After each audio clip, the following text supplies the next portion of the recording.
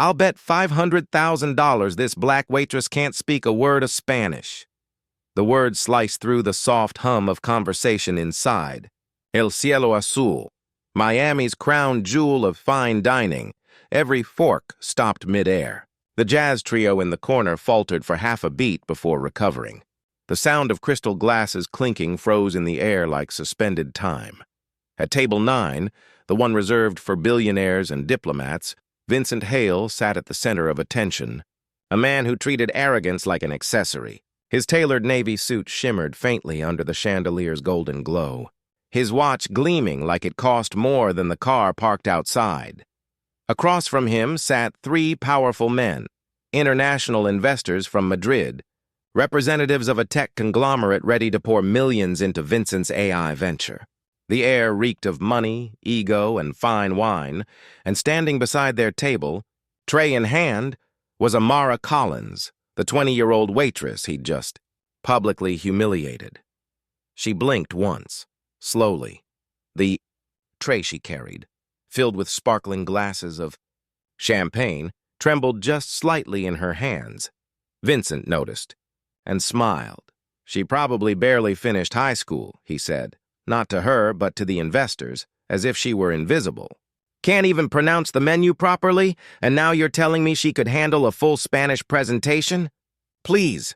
The investors shifted uncomfortably. One cleared his throat, mumbling something about decorum, but Vincent wasn't listening. He was riding the wave of his own cruelty, the kind of man who believed power was proven through humiliation. He leaned back in his chair, swirling the last of his 1989 Bordeaux. You know, I built my company on data, he said with a smirk. And data says people like her aren't exactly known for intelligence. A few forced chuckles broke out around him. Others simply stared at their plates. No one dared challenge him. After all, Vincent Hale wasn't just a billionaire. He was a billionaire with a temper. Amara stood still, her posture straight, her expression unreadable. Inside, though, her pulse thundered. She'd heard worse before. In classrooms, in interviews, in rooms filled with men like him who mistook confidence for capability. But never this loud, never this public. Relax, Hale, said one of the investors softly, his Spanish accent curling around the words. We're here to discuss business, not linguistic stereotypes. Vincent chuckled, waving him off. Oh, lighten up, Diego, it's a joke. He looked up at Amara again. Come on, sweetheart, say something. Hola, taco? Burrito? Let's hear the extent of your education. Laughter rippled faintly across the room, though it sounded more like discomfort than amusement. Amara's knuckles tightened around the tray. Her manager stood frozen behind the bar, watching in horror, but unsure whether to step in. This was Hale, the Vincent Hale, whose company had donated millions to local tech programs. He was untouchable. Vincent wasn't done. He leaned forward, snapping his fingers in front of her face. What's 2 + 2, sweetheart? Need your phone calculator for that? The smirk, the condescension, the deliberate cruelty. It all blended into one long, suffocating moment. And then he reached for his phone. Oh, this is going to be good, he said, grinning. My followers love this kind of thing. Let's make it educational. Watch this, gentlemen. Cultural entertainment. Free of charge. He pointed the camera directly at Amara. The blue light blinked. Recording. Every eye in the restaurant turned toward her.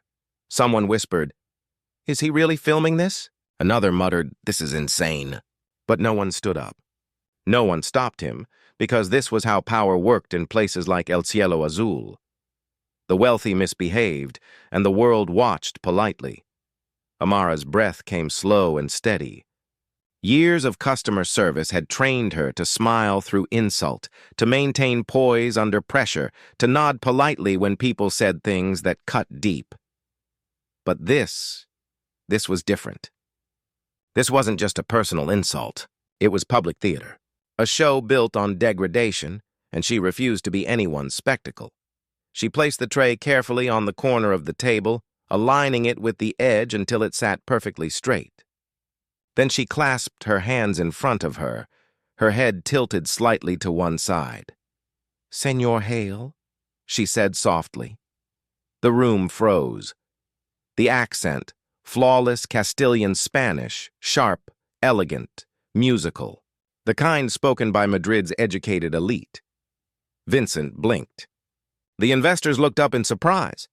"Before you embarrass yourself any further," she continued, her tone calm but laced with quiet authority, "perhaps I should explain what you just said in Spanish to your business partners." The investors' eyes widened. One of them, Diego, couldn't hide his smile. "You speak Spanish?" he asked in disbelief. Amara nodded politely. "I do. In fact, I also speak Portuguese, French, and a little Italian." Her gaze returned to Vincent. "But please continue your bet. I'd like to hear the rest." Vincent's smirk faltered just slightly. The camera was still rolling. Amara stepped closer, her voice carrying just enough for the entire restaurant to hear. "You said I couldn't pronounce the menu properly. Mr. Hale, allow me to correct you." She turned toward the investors and began reading. Fluently, every dish on the menu, not just in Spanish, but with proper regional inflection, naming each vineyard, explaining the ingredients, and even translating the culinary history behind El Cielo Azul's signature dish. "Mar y cielo," her voice never wavered. Her poise never cracked. By the time she finished, the only sound in the restaurant was the soft hum of the air conditioner. Diego exhaled slowly, leaning forward. "Señor Hale," he said, his tone turning icy, "I believe you owe this young woman an apology, and perhaps $500,000. Vincent's face turned red. "This doesn't prove anything." "Oh, but it does," Amara interrupted, switching effortlessly to Spanish again, this time faster, more precise. She began explaining the details of the very presentation Vincent had prepared for his investors. The one he'd bragged about for weeks. She translated his proposal in real time, smoother, clearer, and more articulate than he'd ever managed himself. Every investor's head turned toward her as she broke down AI scalability models, linguistic datasets, and integration frameworks. Flawlessly. She wasn't just fluent. She understood it. Deeply. Diego's jaw dropped. Another investor murmured, "Dios mío." Vincent tried to laugh it off, but his voice cracked. How do you even know that terminology?" Amara met his gaze calmly. "You'd be surprised what you can learn while people underestimate you." A soft murmur spread across the restaurant. Someone started recording again. Another diner whispered, "Who is she?" Vincent's phone hung limply in his hand. The video still running, but his arrogance drained away. The humiliation was now his. Amara didn't smirk. She didn't gloat. She simply reached for the tray again, balancing it perfectly. "Enjoy your meal, gentlemen," she said with a small bow. Then in perfect Spanish, "Y recuerden, el respeto no cuesta nada."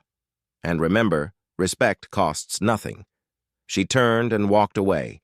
Every step measured, steady, unbroken. The investors exchanged stunned looks. Vincent sat frozen, face pale, phone still recording the woman he'd just tried to humiliate, and who had dismantled him with nothing but composure and intelligence. The room erupted in whispers, a ripple spreading from table to table. "Who was that girl?" "She's incredible." "Did you hear her Spanish?" But none of them would forget the look on Vincent Hale's face. The moment his arrogance collided with the truth that brilliance wears no uniform. And that night, when every diner checked their phone, the same video began appearing on feeds across Miami. Billionaire bets $500K waitress can't speak Spanish. Instantly regrets it. The bet was over. But Amara Collins' story had just begun. By morning, the video had 47 million views. What started as a cruel bet inside El Cielo Azul had turned into a global firestorm. The clip, shaky, grainy, filmed by a stunned diner, captured everything. Vincent Hale's smug laughter, Amara's quiet strength, and the moment the billionaire's confidence cracked like glass, it spread across platforms faster than gossip at a family reunion. Reddit called it the 500K burn. Twitter dubbed her the polyglot waitress. TikTok stitched her speech into thousands of reaction videos, people cheering, crying, replaying the moment she said, "El respeto no cuesta nada." News anchors debated it live. Talk shows replayed it in slow motion. And beneath every clip, the same comment rose to the top. She didn't just speak Spanish, she spoke power. But while the world was celebrating her, Amara Collins sat on the edge of her bed in a one-bedroom apartment above a laundromat, staring at her cracked phone screen in disbelief. The notifications were endless. Mentions, tags, journalists requesting interviews. Even her old classmates, the ones who used to mock her for being too quiet, too smart, too strange, were suddenly messaging, "Girl, is that you?" She didn't reply. She didn't even move. Her uniform from last night still hung over the chair. A single champagne stain marked the collar, a reminder that just 12 hours ago, she was another invisible service worker in Miami's high-end dining scene. Now, the entire world knew her name, or at least, the name on the receipt, Amara see her boss, Miguel, called just after 7 a.m. His voice was shaky. "Amara, cariño, have you seen the news?" "Yes," she said quietly. The restaurants flooded with reporters. Vincent Hale's lawyers called. "They want to resolve this quietly." Her lips pressed together. "Of course they do," Miguel hesitated. "They're threatening to sue for defamation, but also offering settlement money. A lot." Amara looked out the window. Morning light spilled through the blinds, casting pale stripes across her face. "He humiliated me on camera, Miguel. The world saw it, I know, and they love you for it. You're trending everywhere. But listen to me, Nina. This kind of attention, it's dangerous too. You need to be careful." He was right. Already tabloids were digging. Some headlines praised her brilliance. Others went darker, questioning her education, her family, even her accent. Waitress or genius con artist? One read. Viral hero, hiding a secret past? Asked another.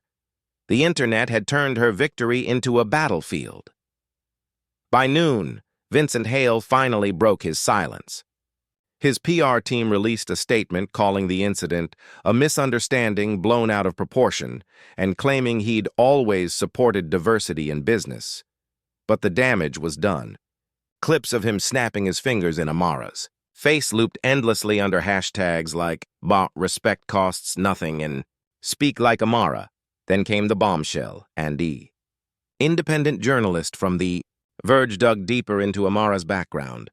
In a viral thread titled, "The Waitress Who Outsmarted a Billionaire, Who Is She Really?" he revealed something no one expected. According to academic records, Amara Collins isn't just bilingual.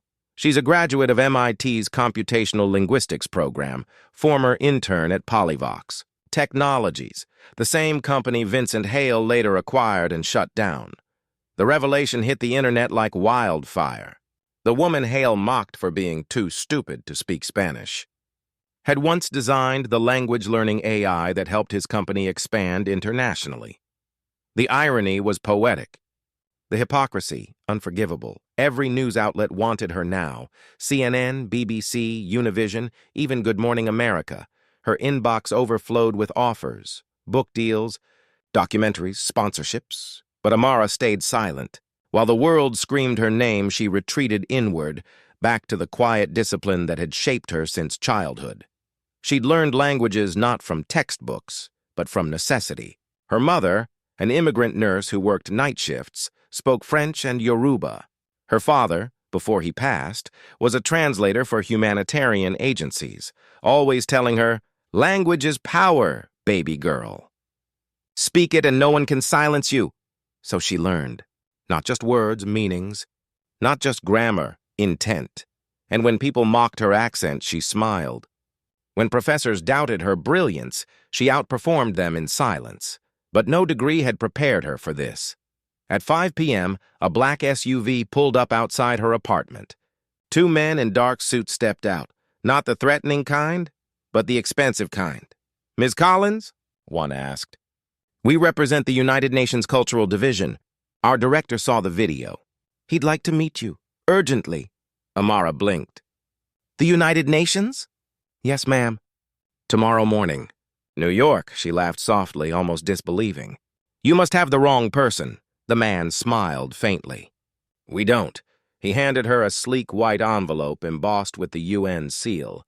Inside was a flight itinerary, first class, departing at 6 a.m., and a single handwritten note.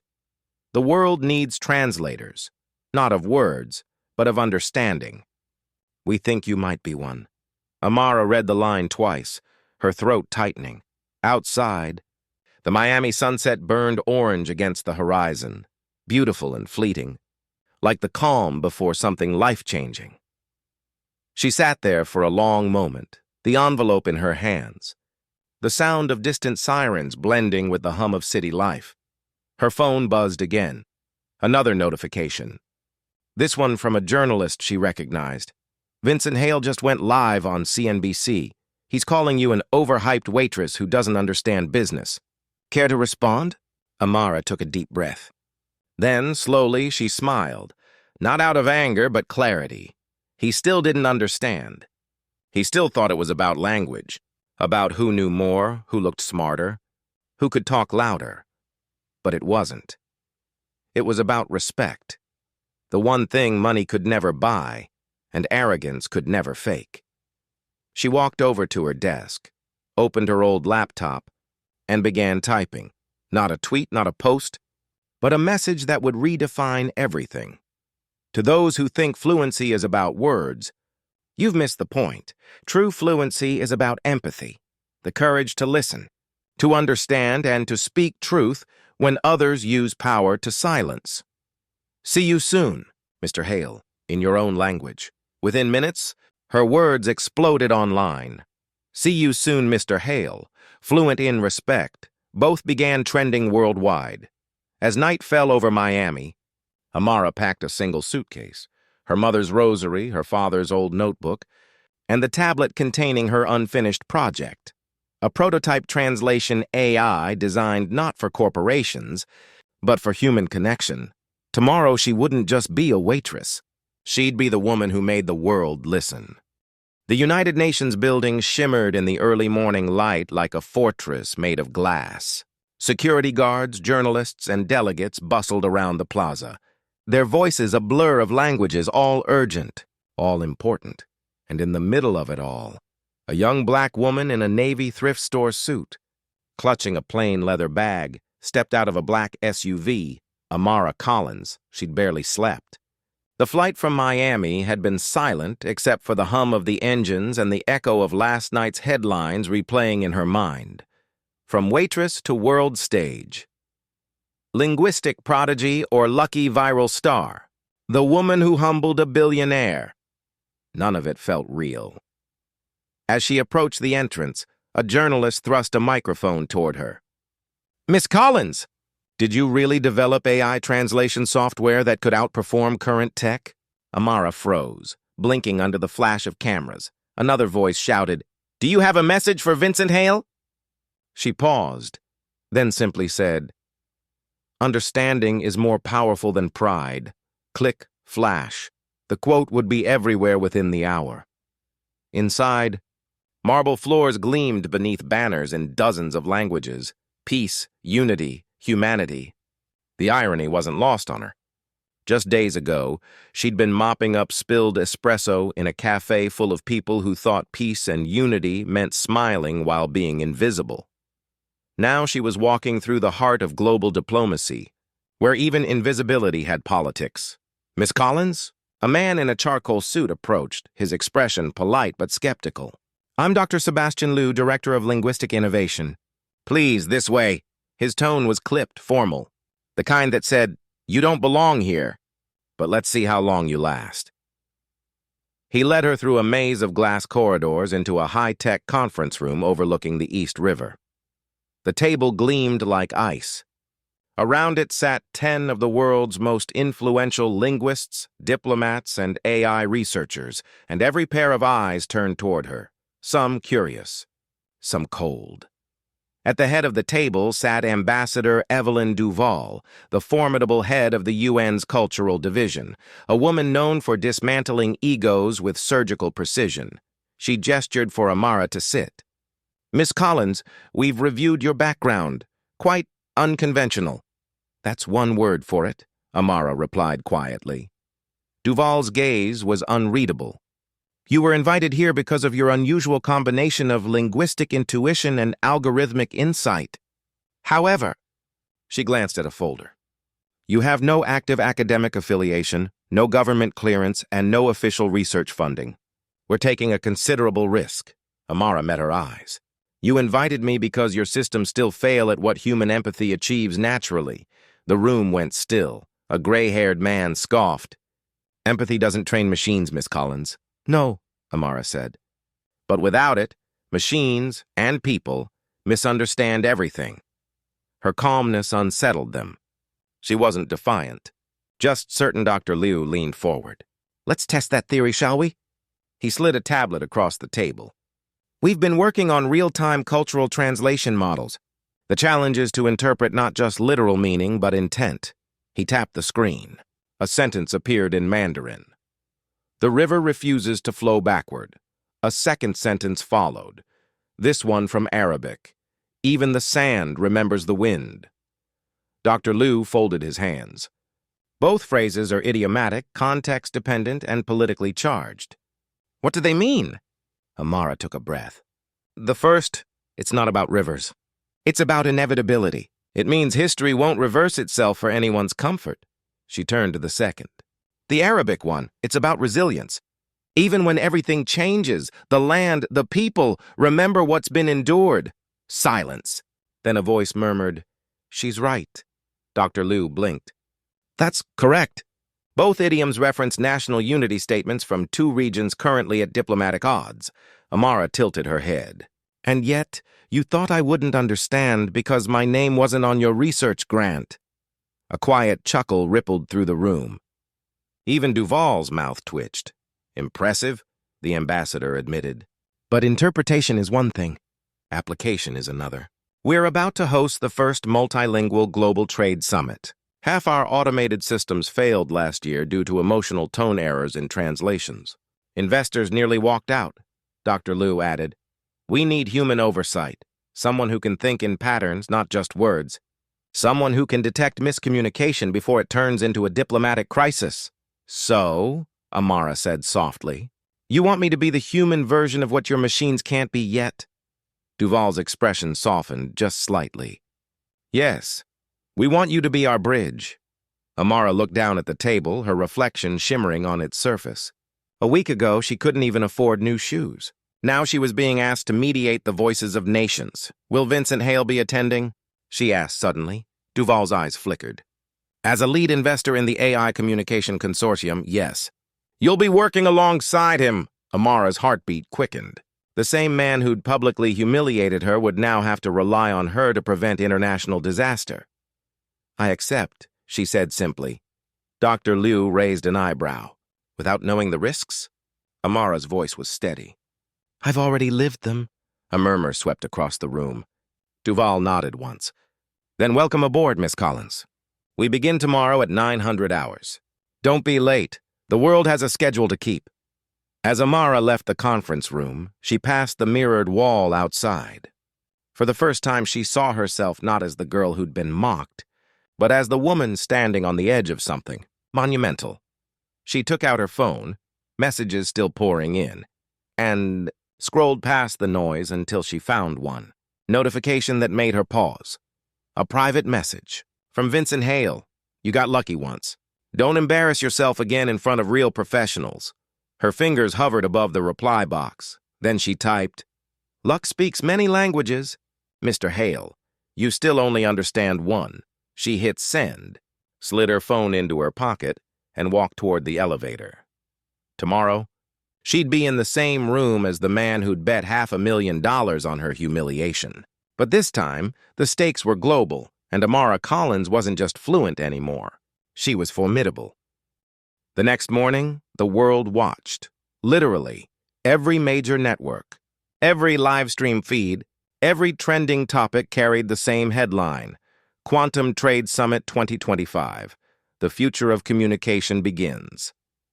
Inside the glass atrium of the United Nations Conference Hall, hundreds of delegates filled the rows, CEOs, ministers, translators, AI experts, and journalists with cameras ready. Behind them, massive LED screens displayed flags, graphs, and the glowing words, Understanding Through Innovation.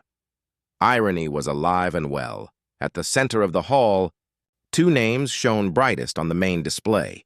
Vincent Hale, CEO, Hale Technologies. Amara Collins, Cultural Linguistic Consultant, UN Division of Communication Ethics, and just like that, the waitress and the billionaire were seated side by side again. This time, before the entire world. Vincent leaned back in his seat, his smirk perfectly rehearsed. He looked immaculate, Italian suit, diamond cufflinks, and that same aura of entitlement that made people laugh at his jokes before realizing he wasn't joking. "You look different," he said without turning his head. "Guess viral fame buys decent clothes." Amara's eyes stayed on the stage setup. "And I guess losing $500 million in stock value buys humility. Or does it rent by the hour?" Vincent's smile froze. "Touché. Ladies and gentlemen," the host announced. "Please welcome Mr. Vincent Hale and Miss Amara Collins for the demonstration of Neurolingo, the AI-driven instant translation system developed to revolutionize global business communication." The applause was polite but thin. Vincent rose, swagger in full display, and took the microphone. "Thank you, everyone. A week ago, I had the pleasure of meeting Miss Collins under, shall we say, unique circumstances." A few nervous laughs rippled through the audience. He was setting the stage, twisting the narrative before she could even speak. "She's since gone viral for her linguistic performance," he continued, the word performance dripping with condescension, "and the UN, in its infinite curiosity, has invited her to collaborate with us today." He gestured toward Amara. "So, let's see if her talent can keep up with the professionals this time." A low murmur passed through the audience. Amara stood slowly, every movement deliberate, calm, graceful. She didn't need to raise her voice. Silence seemed to follow her on its own. "Thank you, Mr. Hale," she said, "and thank you all for giving me the chance to contribute, even if it's mostly to prove I'm not a circus act." That earned a few quiet chuckles. She could feel momentum shifting, slightly, but enough. Vincent forced a laugh. "Of course not. Let's begin." 3 massive screens flickered to life behind them, showing a live test feed. Vincent's engineers initiated the translation challenge. 5 delegates from 5 different countries, each speaking in their native language, their statements being translated in real time by Neurolingo. First, Mandarin, clean translation. Then Arabic, near perfect. Then Russian, minor lag, but accurate. Vincent nodded confidently at his team. "See? Seamless. Human error eliminated." Then came the Spanish delegate. Her words appeared instantly on screen, but something was wrong. Amara's sharp ears caught it before anyone else did. The delegate had said, "Our partnership must remain equal, or it will collapse under imbalance." But Neurolingo displayed, "Our partnership must remain subordinate, or it will collapse under resistance." The crowd didn't notice at first, but the Spanish delegate stiffened, his jaw tightening. Vincent clapped his hands, oblivious. "Beautiful translation, right? The AI never lies." And then, in one of those rare cinematic moments that feel scripted by fate itself, the Spanish delegate stood up, his voice booming through his headset. "Subordinate? Did your system just call my country subordinate?" Gasps filled the room. Vincent froze. "Wait, I'm sure it's just a—" But Amara stepped forward. Her voice cut through the chaos, steady, resonant, impossible to ignore. "It's not a glitch," she said. "It's bias." Every camera turned toward her. The system mistranslated because it learned from data sets that interpret political tension through power hierarchies, she explained, walking toward the main screen. "Your algorithm doesn't understand equality. It assumes dominance. It mirrors your tone, your words, your arrogance." She turned, locking eyes with Vincent. "Just like you did with me." The audience erupted. Whispers, gasps, flashes. Vincent's jaw tightened. "You're accusing my company of encoding your prejudice into its code?" "Yes." Dr. Liu, seated in the front row, leaned forward. "Can you correct it, Miss Collins?" Amara nodded once. "Yes, but not with code, with comprehension." She grabbed the microphone, switched to flawless Spanish, and addressed the delegate directly. "Lo que usted dijo significa que la igualdad es la base de la fuerza, no la debilidad. Si un sistema no puede escuchar eso, No merece hablar por nosotros. What you said means equality is the foundation of strength, not weakness. If a system can't hear that, it doesn't deserve to speak for us. The live subtitle feed adjusted instantly, as if the machine itself was learning from her correction in real time. Applause erupted. Real applause this time. Thunderous, spontaneous, electric. Amara continued, switching seamlessly between languages, Mandarin, French, Arabic, showing not just her fluency, but her command of emotion. Every translation carried tone, respect, intent, the things algorithms can't compute because they don't feel. When she finished, she turned back to the audience. "Machines don't misunderstand us," she said softly. "People do. And then they teach the machines their mistakes." Vincent stood there, pale and furious. "This is sabotage." Duval rose from her seat in the front. "Enough." The ambassador's voice silenced the room. "Mr. Hale, your system just nearly caused an international insult in front of 30 global investors. Miss Collins prevented that.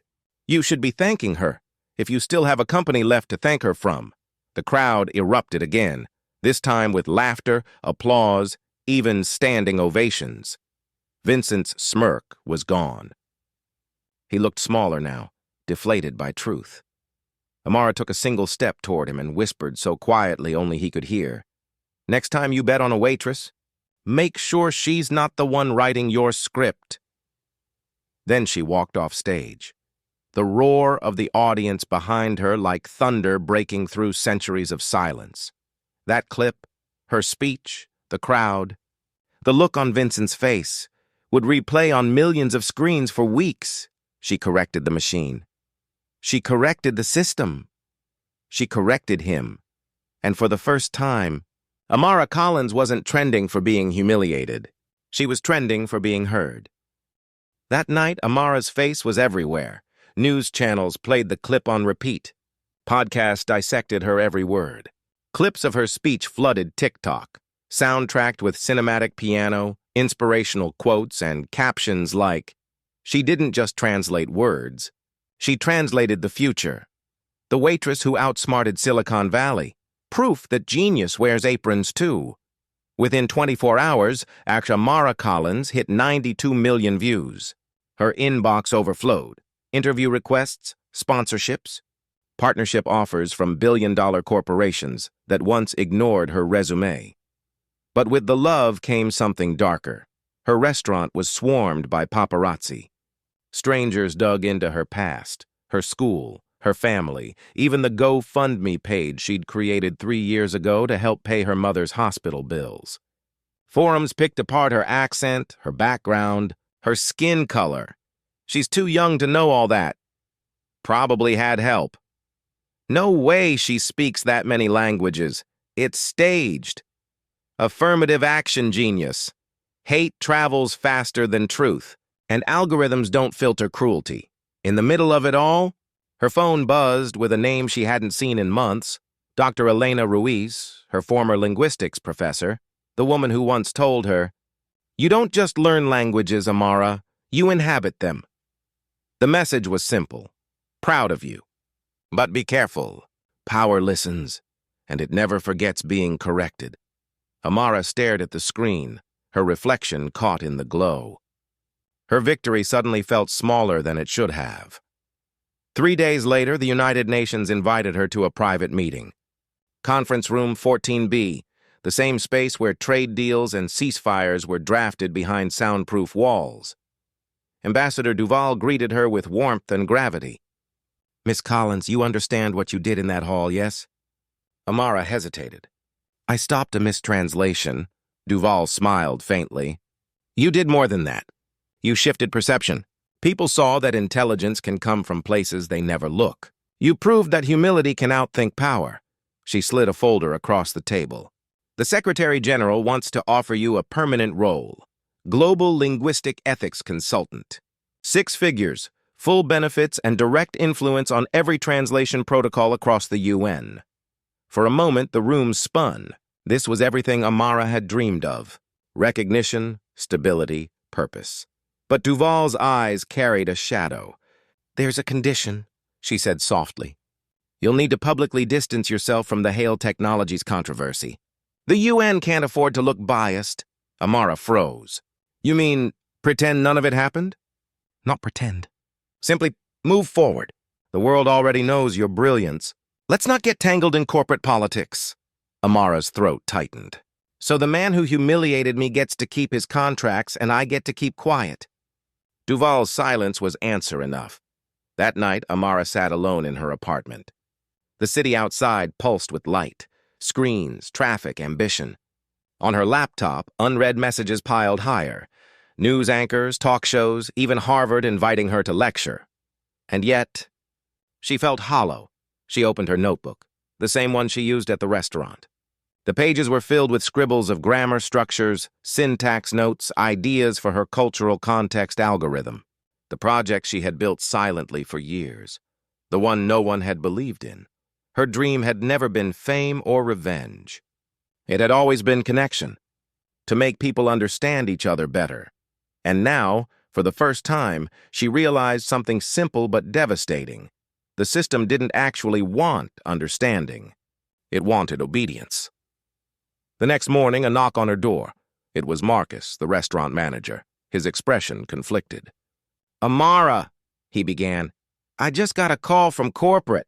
She could already tell where this was going. They're letting you go. Officially, it's to avoid security risks, since the reporters won't stop showing up. Unofficially, he sighed. You embarrassed one of their biggest investors. She nodded slowly. Vincent Hale, he hesitated. He called last night. Threatened to pull his contracts with the chain unless they cut ties with their political prodigy. For a moment, she felt anger rise, but only for a second. Then came clarity. Good, she said quietly. He just freed me. That same day, Vincent Hale gave a smug interview on CNBC. The UN overreacted, he said with a smirk. It was a technical misunderstanding, nothing more. We value diversity, but let's not confuse social media performance with real expertise. The interviewer nodded politely. Viewers at home didn't. Within hours, the clip was clipped, edited, remixed, captioned with side-by-side footage of Amara correcting his machine in front of the UN. The internet had learned something new. Once people see truth, they can't unsee it. Comments flooded in. He's digging his own grave. She didn't just correct him. She rewrote the narrative. This is what accountability looks like. But Amara didn't celebrate. Instead, she started building again. With her restaurant job gone, she threw herself into perfecting her cultural context algorithm, the translation software that didn't just interpret words but intentions. She coded through nights and weekends, surviving on coffee and leftover adrenaline. Her small apartment turned into a war zone of sticky notes and circuit boards. Every insult she'd endured, every too young, every too black, every too loud, became a line of code. A logic filter, a translation function that taught machines to listen better than people ever did. Her friends begged her to rest, but rest was for those who hadn't been underestimated their whole lives. Weeks later, an unexpected email arrived from Dr. Elena Ruiz again. Subject line, let's finish what you started. Attached, a proposal. Project Babel. Phase 2, Emotional Context Recognition in AI Translation. Lead researcher, Amara Collins, sponsored by MIT Linguistic Systems Department. Her chest tightened. The university that once watched her drop out to save her family was now inviting her back to lead, and underneath the formal tone, a handwritten note. They can fire you from a restaurant. They can't fire you from your purpose. Amara closed her eyes, a tear slipping quietly down her cheek. The world had tried to decide what she was worth. Waitress, prodigy, scandal, headline. But only she could decide what she'd become next. That night, she posted one message on her public page. Simple, honest, unpolished. You can't cancel truth. You can't delete talent. You can't humiliate someone into silence when they've already found their voice. Amara See It went viral again, but this time she didn't refresh the numbers. She just got back to work. It began quietly. A single retweet from a linguistics professor at Oxford. Her algorithm doesn't just translate words, it translates empathy. Then a video clip from a classroom in Nairobi. A teacher used Amara's prototype to help students understand Shakespeare in Swahili idioms. Children who once felt disconnected from Old English text were laughing, debating, understanding. A week later, a non-profit in Brazil adapted her software to mediate disputes between police and local communities, reducing violent incidents by 60%. Within a month, the Collins algorithm, that name the media gave it, was being quietly adopted by schools, embassies, and peace missions. It was open source, free for humanitarian use. That had been Amara's only rule. If it helps people understand each other, no one should own it. But of course, someone tried to one morning. She woke up to a headline that froze her blood. Hail Technologies files patent claim on AI empathy translation system. Her stomach dropped. It was her work. Every feature, every function rewritten with corporate jargon. They'd taken her public prototype, rebranded it, and were now calling it their new breakthrough. Vincent Hale stood on stage at a global tech expo, wearing his signature smug smile. Behind him, the words, "Language of Tomorrow," glowed in electric blue. He was selling her idea to the world. The video went viral within hours, again. Only this time, the narrative was different. People began connecting the dots. The same billionaire who once mocked her intelligence was now profiting from her genius. The backlash was immediate. Protesters stood outside Hale Technologies HQ holding signs that read, "You can't steal what's free." Amara's code belongs to humanity. Empathy isn't for sale, but lawsuits take time. And corporations, as Amara knew, play a long game. She sat in her apartment that night watching the chaos unfold online. Messages poured in, from journalists, activists, coders, all asking the same question. What will you do? She didn't reply. Not yet, because she was already building something new. In her small MIT lab, she and Dr. Amara Lewis worked through nights fueled by coffee and fury. They called it Project Aurora. Unlike the first algorithm, Aurora didn't just translate emotions, it mirrored them. It could detect when a message was being twisted for manipulation, flagging bias in real time. It didn't just translate language, and it protected truth. "If Hale stole your light," Elena said one night, "then let's build a sunrise he can't patent."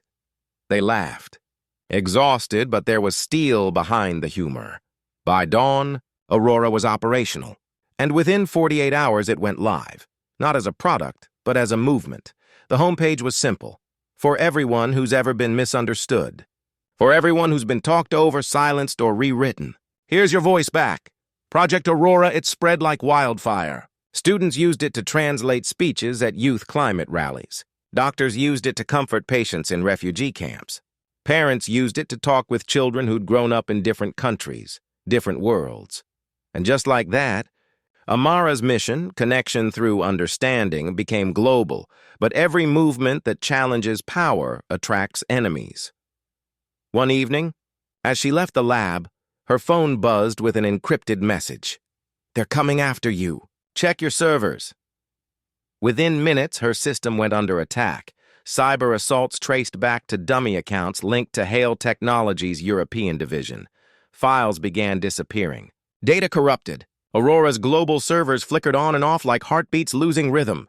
"Back up everything!" she shouted to her team. Lines of code flashed across screens. Dr. Ruiz typed furiously, rerouting traffic through secure channels. Then, black. Total blackout. Aurora was offline. The silence that followed was unbearable. For a moment, Amara just sat there in the dark lab, lit only by emergency lights and her own trembling reflection in the glass. "I told myself this was about understanding," she whispered. "But maybe I was naive. Maybe it's a war." Elena placed a steady hand on her shoulder. "Then it's a war worth fighting." By morning, news spread again. Aurora Offline trended worldwide. Governments demanded answers. Hale Technologies issued a statement denying involvement. But no one believed them. In a spontaneous wave of digital rebellion, coders across continents joined forces, recreating fragments of Aurora's open-source code, restoring it piece by piece. Within 72 hours, Project Aurora was back online, rebuilt by thousands of anonymous contributors. A collective message appeared on the restored homepage. They tried to silence one woman. Instead, they gave a voice to millions. Amara read those words and felt tears burn her eyes. She realized something profound. Aurora wasn't hers anymore. It belonged to everyone who'd ever been dismissed, mocked, or doubted. And that was exactly what made it unstoppable. A week later, the United Nations invited her back, not to apologize, but to ask for her help. The Secretary General himself requested that Aurora be used for upcoming global negotiations on climate justice and refugee protection. Amara hesitated. This was full circle, the same institution that once told her to move on, but Elena's words echoed in her mind. You can't change the system from the outside if the system's built to ignore you. She looked at the official invitation again. Then she smiled. Tell them I'll come. But this time I'm bringing Aurora with me. The next morning, headlines blazed. Waitress turned tech, visionary to lead UN communication reform. Project Aurora declared open source for humanity. The woman who made the world understand itself. The United Nations Hall had never been this silent, not even during war resolutions or nuclear talks. Delegates from 193 countries sat frozen, faces glowing under the soft blue light of the massive holographic display hovering above the conference floor. At the center stood Amara Collins, no longer the trembling waitress who once carried plates to men like Vincent Hale. Now she was Dr. Amara Collins, founder of Project Aurora, the software that taught the world how to listen again. She adjusted the slim earpiece in her ear, took a deep breath, and said softly into the mic, Aurora, "Begin global sync." A soft hum filled the hall. On the screens, languages began to merge. Arabic into English, Mandarin into Spanish, French into Swahili, each word blending seamlessly, perfectly into the next. But more than the words, it was the tone that changed. For the first time, no one was misunderstood. A diplomat from Syria turned toward his Israeli counterpart. An African environmental activist addressed a room of CEOs, without her accent being mocked or corrected. An indigenous leader from Brazil spoke of the Amazon, and every single delegate understood her grief in their own language. It was harmony through understanding, the very dream that had been born from humiliation. In the back of the hall, Vincent Hale watched, face tight with resentment. He had been forced to attend, after international backlash destroyed his company's reputation. The once untouchable billionaire now looked like a ghost of his former self. His name had become synonymous with arrogance and theft. As Amara's presentation continued, he whispered to his lawyer, "She's using my code. I'll sue her into oblivion." The lawyer didn't respond. He just stared at the screen, transfixed. Because what they were witnessing was impossible. Aurora wasn't just translating anymore. It was feeling. A holographic interface displayed live empathy data, micro-fluctuations in speech, heart rate, and tone, showing emotional resonance between speakers. The UN delegates weren't just hearing each other.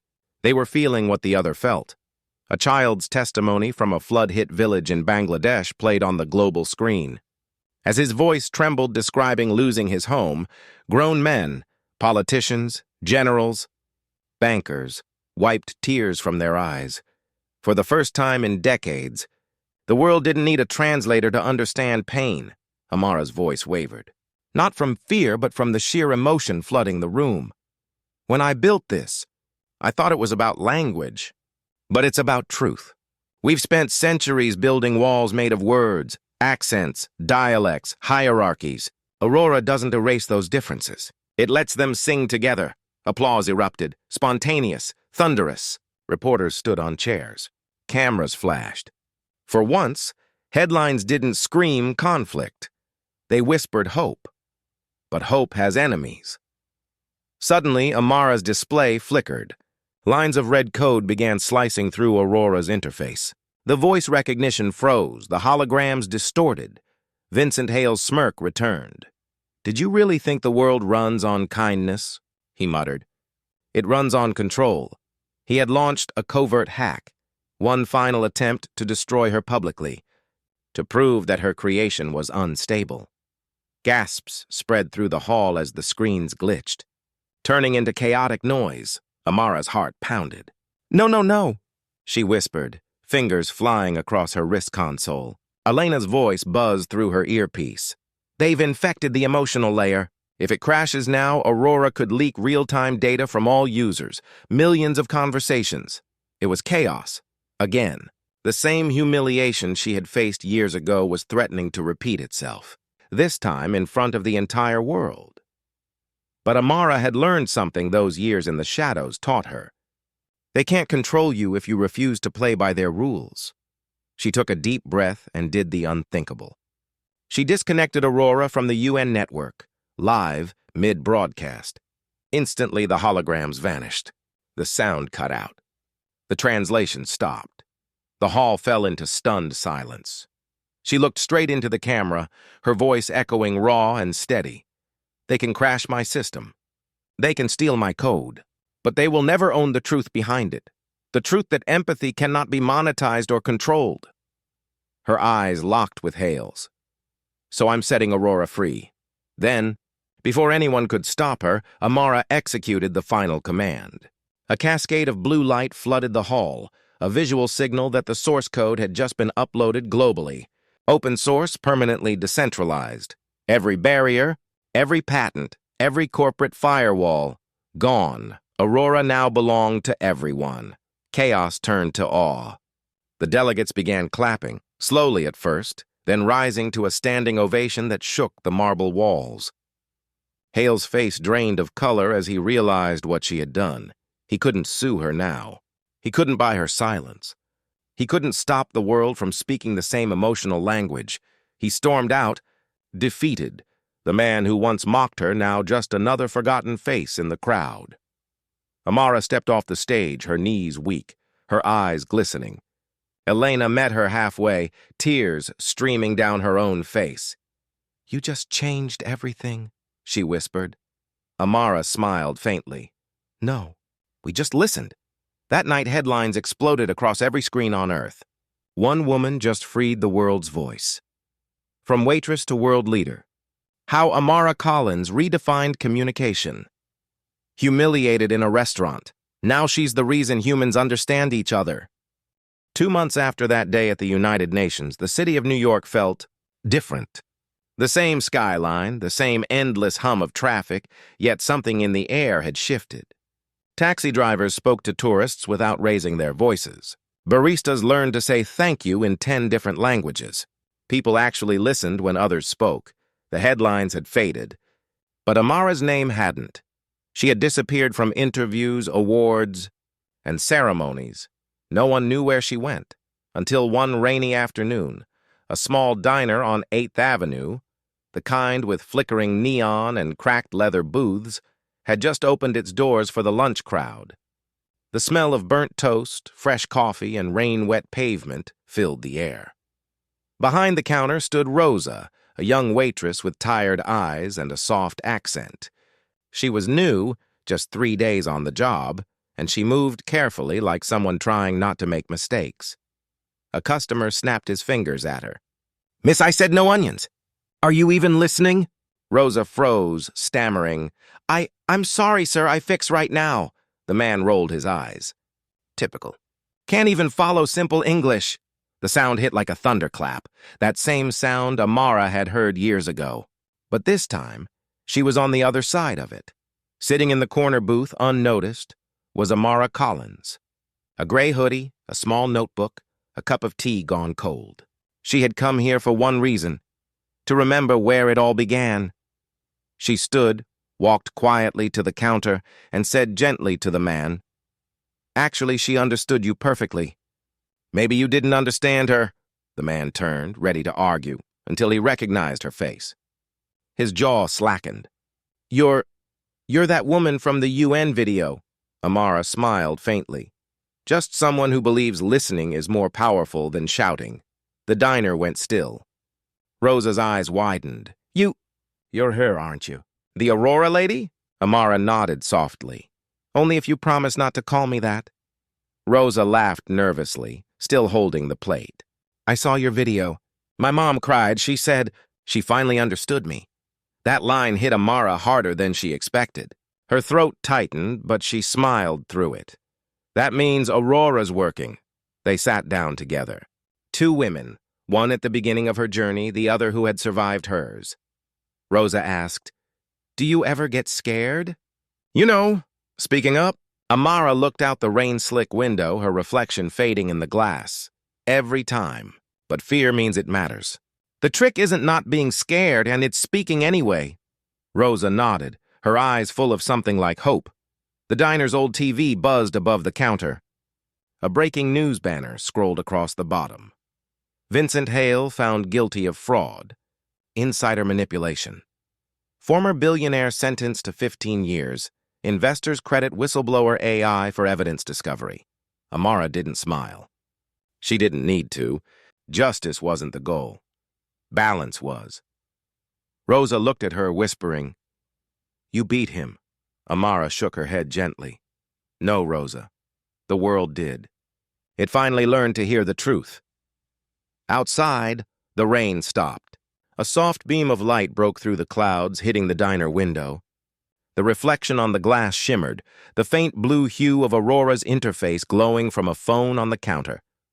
Everywhere, the world had adopted it. From classrooms in Kenya to boardrooms in Berlin. People called it the language of empathy. But Amara didn't care for names or titles anymore. She looked around, at the laughter, the quiet conversations, the kindness exchanged through simple understanding, and realized this was what she had been fighting for all along. Not applause. Not revenge, just connection. As she got up to leave, Rosa stopped her. "Miss Collins, wait. There's something I wanted to say." She pulled a napkin from her pocket, words scrawled in uneven handwriting. "Thank you for teaching the world to listen." Amara smiled, her eyes glistening. "No, Rosa. Thank you for reminding me why I started." She stepped out into the street, the city humming around her, alive with voices from every corner of the globe.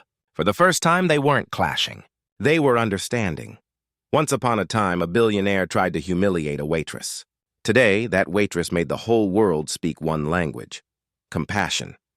The next time you're tempted to judge someone by their job, their skin, or their accent, remember Amara Collins. Because the person you look down on today might be the one teaching humanity how to listen tomorrow.